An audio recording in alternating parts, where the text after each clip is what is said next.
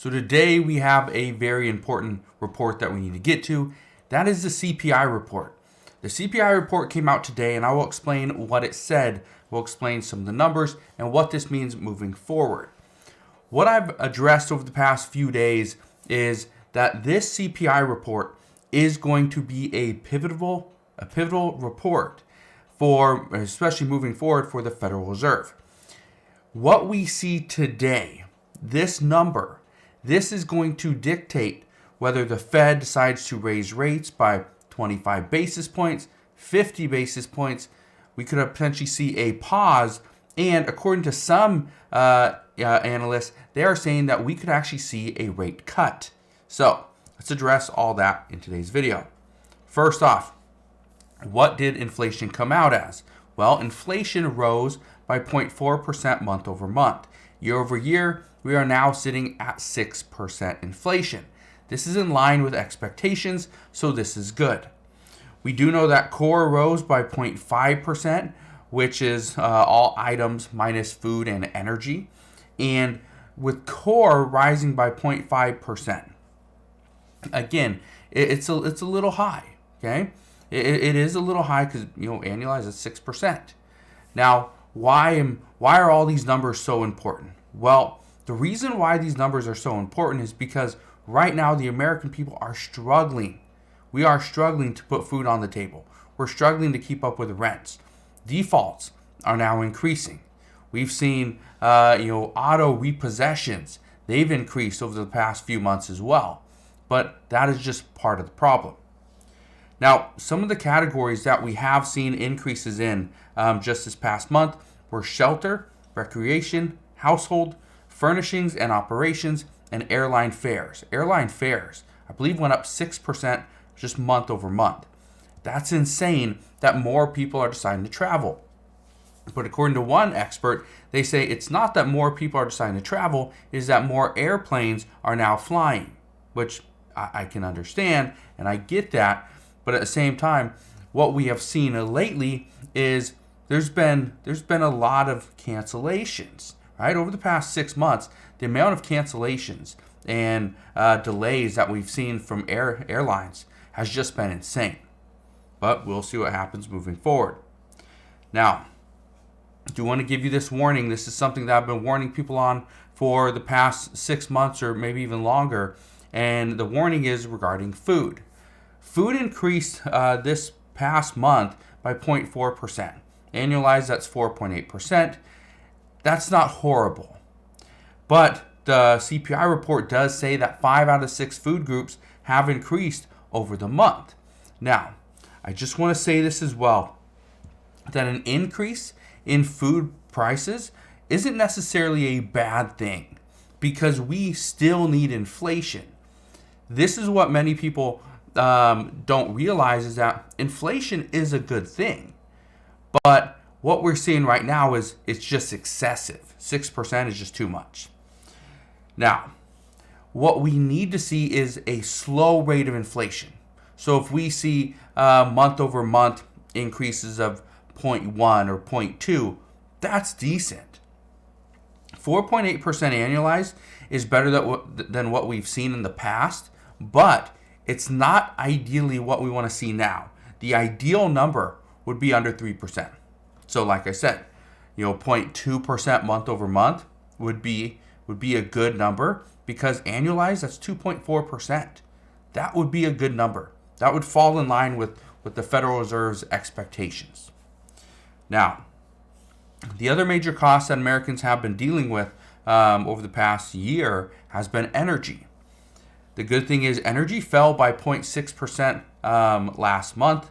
That's a 7.2% annualized rate. But the biggest mover here was natural gas. Natural gas actually saw its largest decrease since 2006. Natural gas decreased by 8% month over month. That's insane, but that also shows that natural gas and energy just as a whole is very volatile. So that's something that we need to keep in mind. The expectation is that energy costs are going to continue to go down, which is good news, which that should help bring inflation down a little bit more. But again, energy costs, they're not the biggest They don't hold the biggest weight as far as the CPI report. Now, I'm not going to bore you with all the details from the CPI report. There's a lot of numbers here, and I don't want to go over all them because for most people they really don't matter. But just to give you an idea, the CPI report today was actually pretty good. We saw a lot of indexes decline, which is what we need to see, or at least the rate of the decreases, we need to see them continue in the same direction. We saw shelter remain sticky at an increase of 0.7%. This is very close to what it has been over the past 6 months or so. So that kind of fell in line with expectations. But again, 0.7% is a little too much for shelter. Again, we're all expecting home prices to come falling down, rents to drop as well. Well, it's going to take a little bit. Okay. The other thing is we are seeing a mix amongst services. A lot of services are starting to decline, which is, or the prices are. So that's actually good news there, which means it could become a little bit more affordable, and obviously CPI will come down as well. Overall, this report was a good report. The expectation now, though, and this is something that I've talked about, is what is the Federal Reserve going to do? Are they going to raise rates? Well, here's what we know. The expectation as of right now is that there's a 91.5% chance the Fed raises interest rates by 25 basis points. There's actually still a chance for a 50 basis point rate hike. I honestly don't think that's going to happen. But according to Citibank, they believe it will be 50 basis points.